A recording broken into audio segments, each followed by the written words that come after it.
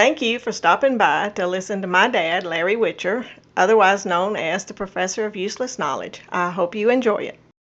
Yeah, man, it's done got too cold. Man, Boo Boo won't want to cut no grass. Too cold. Yeah. Yesterday we were talking, and you mentioned Lye Soap. Yeah.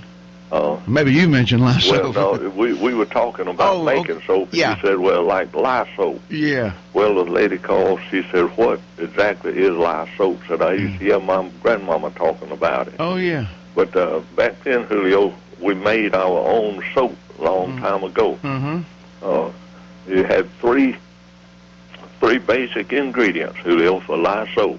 Mm-hmm. Lye, lard, and water. Okay. That was all you needed to make the soap. Okay. Plus a little knowledge, a little know-how.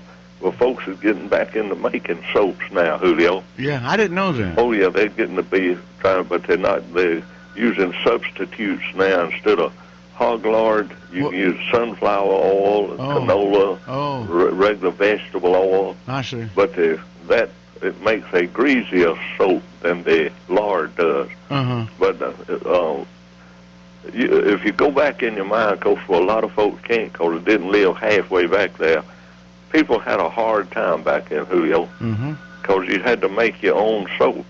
And the way you usually made it in the wintertime when you killed hogs. Right. When you had plenty of fat to boil down and make lard.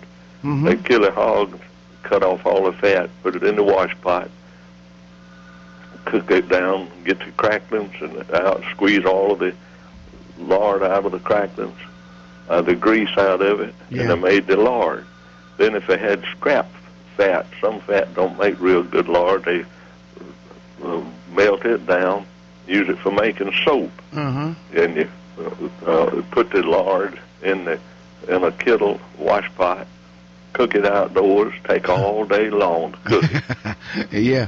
Sit around that fire out there and freeze to death. See, and you know, when the Beverly Hillbillies was on television and Granny was making her soap out by the pool. Everybody laughed about that, but that was the way they done it back in the hills years ago. That was a way of life. We done it that way here in Walton County too, not just in the hillbillies.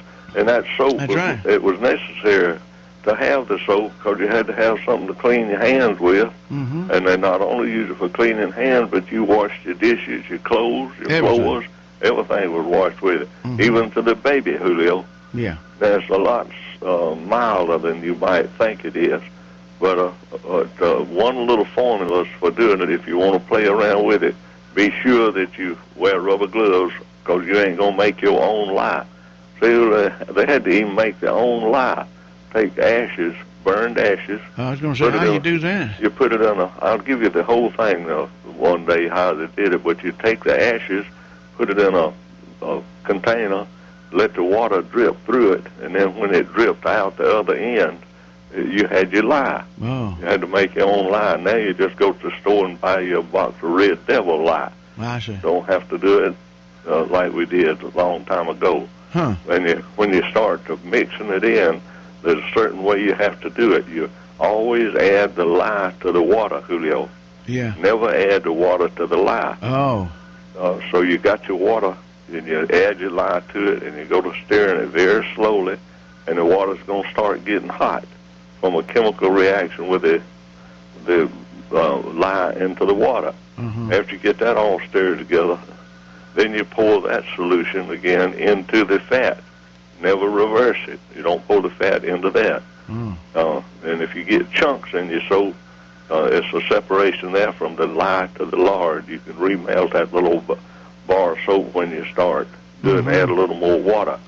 But on a large scale, if you're making it for a whole year, use about 40 pounds of lard, 40 ounces of lard, 5 ounces of lye, and about 13 ounces of water.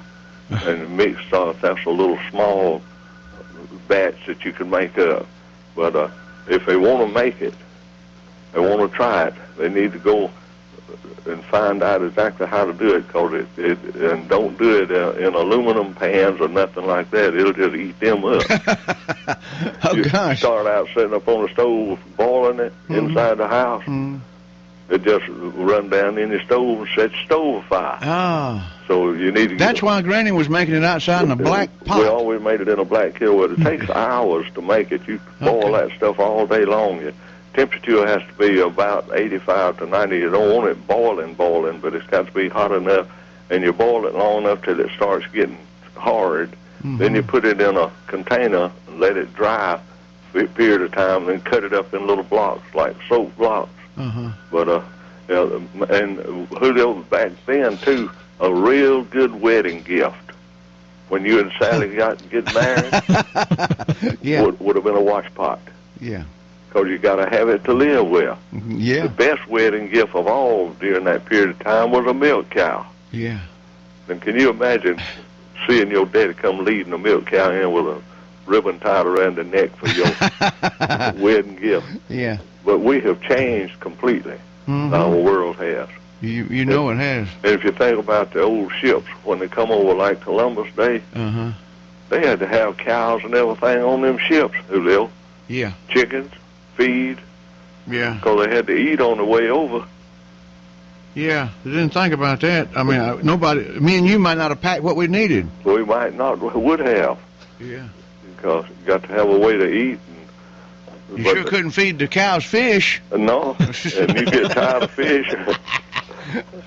I tell you what, we got it made and didn't know it, Julio. Yeah, and I'm not going to try to even make any soap. I'm just going to go to the store and buy me a bar. Ain't no way.